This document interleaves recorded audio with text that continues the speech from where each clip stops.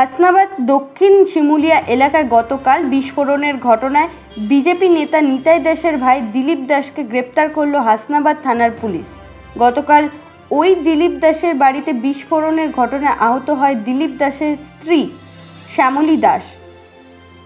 ওই ঘটনার পর থেকে যথেষ্ট উত্তেজনা ছড়িয়েছে এলাকায়। ঘটনার পর শনিবার রাতে ঘটনাস্থলে আসে সিআইডি, বোম ডিসপোজার ও ফরেন্সিক বিভাগের অফিসাররা।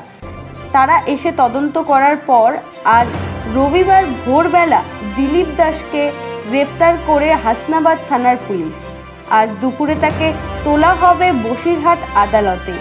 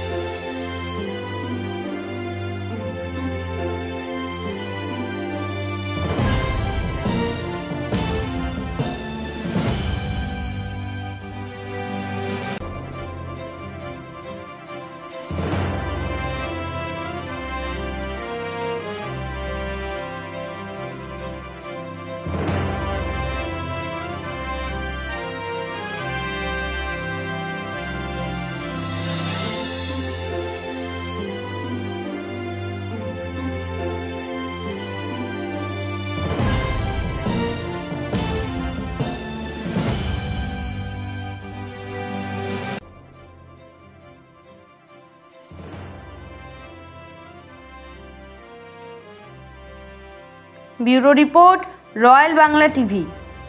সমবায়িকা স্বপ্ন পূরণে অঙ্গীকারবদ্ধ। সহজ উপায়ে আপনার ঘরের স্বপ্ন পূরণ করুন সমবায়িকার হাত ধরে, কিস্তিতে এবং অগ্রিম বুকিং এর মাধ্যমে। সমবায়িকা, তিনবাত্তি মোড়, শিলিগুড়ি। আজই কল করুন 7601829172 এই নাম্বারে। এছাড়াও কল করতে পারেন 8617037678 এই নাম্বারে।